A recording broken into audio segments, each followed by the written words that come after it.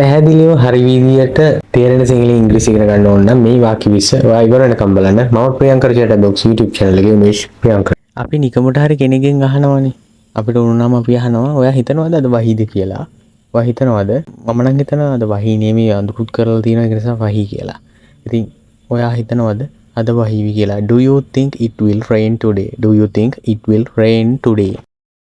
දැන් හොඳට ඉර පායලා තියෙනවා නම් හොඳට ඉර පායලා තියෙන දවසට අපි කියනෝනේ අද හොඳට ඉර පායලා තිනවා. It's sunny day. It's sunny day කියලා කියන්නේ හිරු එළිය සහිත දවසක්. අඳුරු නෑ. හොඳටම ඉරේලි අහස නිල් පාට වෙලා හොඳට ඉරේලි වැටෙන දවසක්. Sunny day. Sunny day. මේ දෙසැම්බර් මාසේ කොහොම සීතලයිනේ. හැබැයි සීතල අධික දවසුත් තියෙනවානේ. එහෙම වුණොත් අපි කියනවා it's very cold today. It's very cold today. අද ගොඩාක් සීතලයි කියන එක. cold කියලා කියන්නේ සීතලයි කියන එක. අද ගොඩාක් සීතලයි. අපි කොයි කවුරුත් කැමතිනේ soft drink වලට.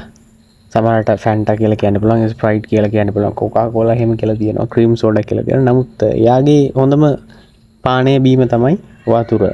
Water is his favorite drink. Water is his favorite drink. වතුර තමයි එයාගේ ප්‍රියතම පානය. This book is old. This book is old. මේ පොත පරණයි.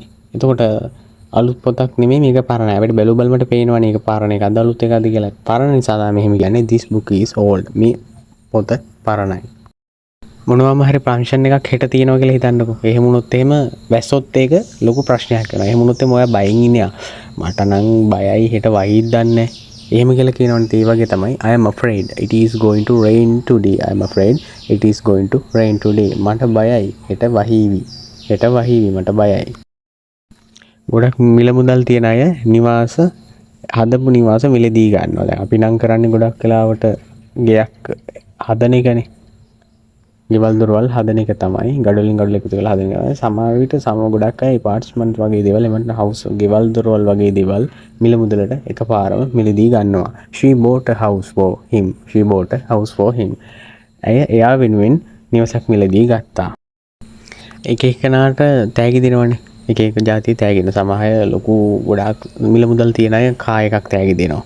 ඒ වගේ එක එකන එක විදියට තෑගි දෙනවා. එක එක දේවල් දෙනවා. ඉතින් මෙතන දීලා තියෙන you got a phone from cousin. You got a phone from cousin. ඔයාට කසුන්ගෙන් දුරකථනයක් ලැබුණා. ඔයාට කසුන්ගෙන් දුරකථනයක් ලැබුණා. We bought a round table. We bought a round table. table එක එක වර්ගෙන් තියෙනවානේ.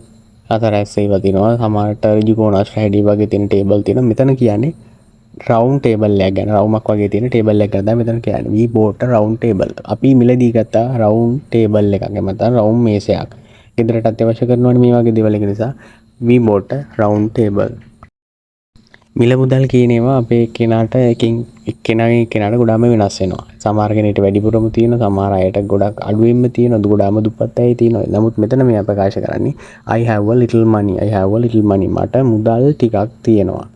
මට ටිකක් මුදල් තියෙනවා කියන එක. ඒ කියන්නේ සාමාන්‍ය ප්‍රමාණයෙන් මධ්‍යම පන්ති වගේ ජීවත් වෙන මිනිස්සෙක්. I have a little money.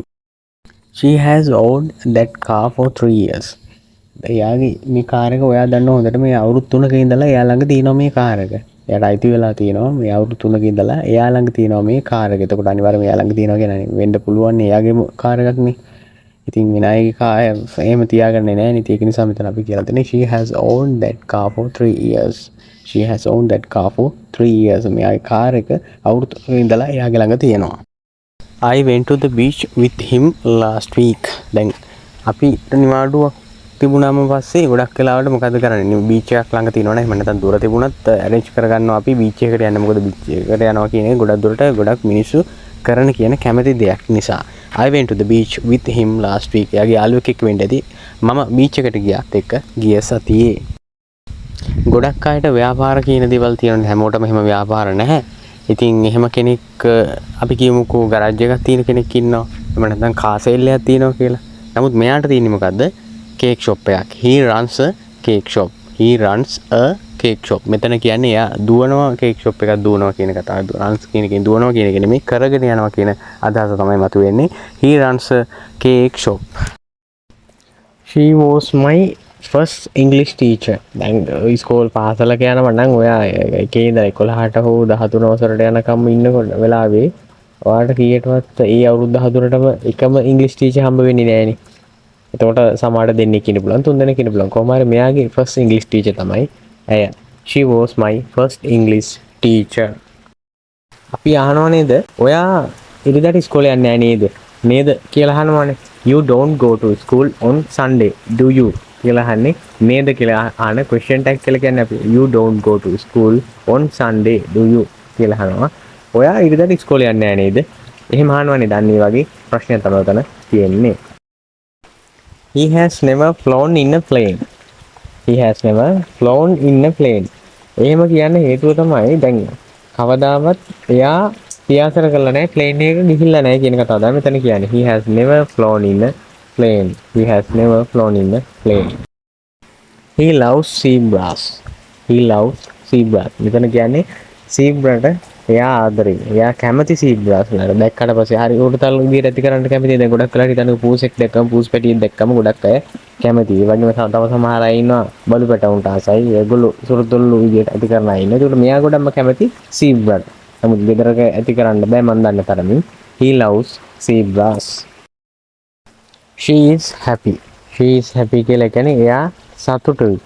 එයා සතුටින් ඉන්නේ කියන එක. එතකොට දැන් ඕනම කෙනෙක් සතුටින් ඉන්න තමයි කැමතිම. නමුත් අපිට දුක සතුට කියන දෙකම මික්ස් වෙලානේ අපේ ජීවිතේ හැදලා තියෙන කොහොම හරි. She is happy. එයා සතුටින් ඉන්නේ. මම කලින් වාක්‍යයෙන් කිව්වේ එයා සතුටින් ඉන්නේ කියලා නේ. දැන් මේකේ මම කියන්නේ එයා දුකින් ඉන්නේ. He is sad. He is sad. එයා දුකින් ඉන්නේ.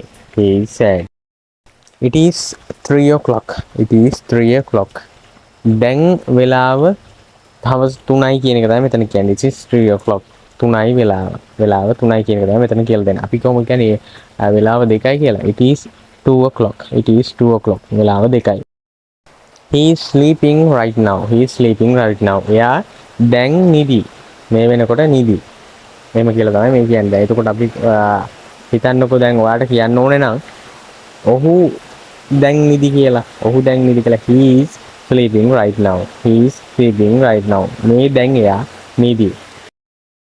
පාලමක් ඔයාලට දුරට පේන්න තියෙනවා කියලා හිතන්නකෝ. ඔයාගේ දරුවා දන්නේ නැහැ මොකක්ද කියලා. එතකොට ඔයා ඒක පෙන්නලා කියනවා that's a bridge. That's a bridge. ඒක පාලමක්. ඒක පාලමක් කියලා පුතාට හරි දුවට හරි පෙන්නලා කියනවා that's a bridge.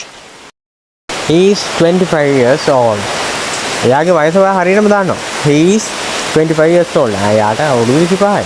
එයාට අවුරුදු 25යි. ඒකට අපි කියන්නේ කොහමද එයාට අවුරුදු 30යි කියලා. He is 30 years old. He is 30 years old. හරි සරල දේවල් මේවා. ඉගෙන ගත්තම හරිම ලේසියි.